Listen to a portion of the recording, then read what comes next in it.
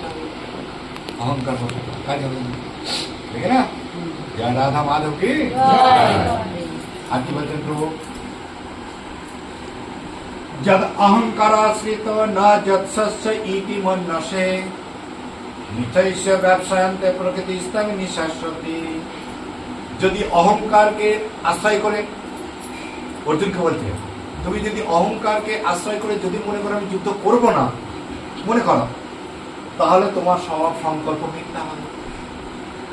আপনি যদি মনে করেন হ্যাঁ প্রভু বলে যাচ্ছে বলে যাক গোবিন্দকে আশ্রয় আমি করবো না তাহলে আপনার যে সংকল্প আছে এই জীবনের যে উদ্দেশ্য আছে সেই উদ্দেশ্যটা বিফলে যাবে।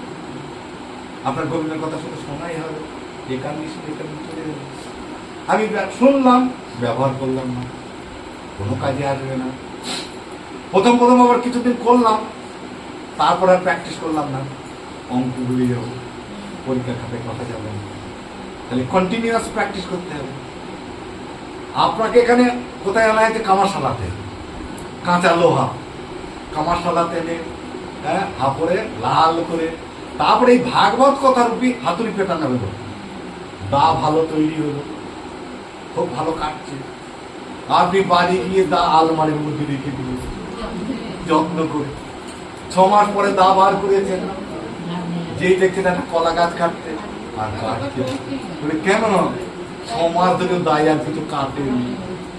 অর্থাৎ আপনি যেখানে গোবিন্দের কথা শুনে গেলেন বাড়ি গিয়ে কোনো প্র্যাকটিস নেই আর দেখছেন প্রভু তারা আজকে আসেননি ওটা দেখছে না তারা আজকে না পাঠ করলেও বল কি বুঝলেন।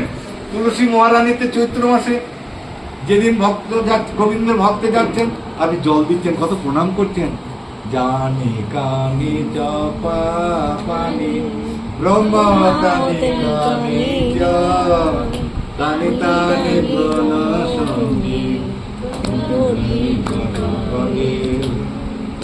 প্রভু আছে করছেন বাড়ি গিয়ে দেখে আজকে তার প্রভু নেই ওর প্রণাম মন্ত্র বলবো বুঝতে পেরেছেন আমার কথা।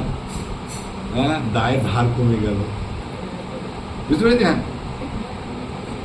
উনুন থেকে কাঠ জ্বলছে কাঠটাকে বাইরে নিয়ে আসলেন কাঠ কি হয়ে গেল কিছুক্ষণ ধোঁয়ালো তারপর নিভে গেল। আপনি এখান থেকে বাড়ি গেলেন কাঠ উনুন থেকে বাইর হয়ে গেল কিছুক্ষণ ধোঁয়ালো তারপরে নিভে গেল আবার ওই কাঠ জ্বলবে কখন জানেন আবার ওই কাঠটাকে উনুনের মধ্যে ঢুকিয়ে দিতে হবে। তখন এই ভাগবত যারা শুনছেন এই ভাগবত কথারূপী হ্যাঁ এই উনুনের মধ্যে ঢুকিয়ে দিলে এই তোমার ভজন ঠিক হচ্ছে তো ওর সঙ্গে আলোচনা করতে করতে এটা আবার যদি আমার কি কাজ টুসকে দেব যে প্রদীপটা নিভে যাচ্ছে সলতেটা টুসকে দেব আমি জ্বালাতে পারবো না জ্বলবে না আপনি আপনার অন্তরাত্মা গোবিন্দকে আশ্রয় করবেন আমি শুধুমাত্র টুসকে দিতে পারি। দেখো মনুষ্য জন্ম তো হয়ে গেল অনেক দিন এই খাওয়া পড়া সংসার গোছানো আর কটা টাকা জমানো ছাড়া কিচ্ছু হয়নি। আমার বাবা কাকা যেটাও করেনি আমিও করিনি। তাহলে মনুষ্য জন্মের সার্থকতা মনুষ্য জন্ম কি জন্য মনুষ্য জন্ম কৃষ্ণ ভজিবার তরে কৃষ্ণ ভজিবার তরে এই মনুষ্য জন্ম লইল এবং এই মনুষ্য জন্ম লওয়ার পরে যে গোবিন্দের চরণ আশ্রয় করে গোবিন্দের যে জীব তার জন্য তুমি কি করলে মানুষ হইয়া জন্ম লইয়া মানুষের করিলাম কি মানুষেরই কিছু করতে পারলাম না। মানুষের কি কাজে লাগে মানুষের পরমাত্মা হ্যাঁ পরমাত্মা সৃষ্ট জীব আত্মা তার কিছু কাজ করতে পারলাম না। নিজের মধ্যে পরমাত্মা গোবিন্দ আছেন আমি বাড়ি খুঁজে খুঁজে যাচ্ছি কোথায় আছে গোবিন্দ হা গোবিন্দ দ্বারকায় না মথুরায় নিজেকে চিনতে পারার নামই হচ্ছে সেলফ রিয়ালাইজেশন আত্মোপলব্ধি। যাদের বলছেন গিরিধারী লাল আর কত আড়ালে আড়ালে রবে আড়ালে আড়ালে রবে গিরিধারী লাল আর কত কাল আড়ালে আড়ালে রবে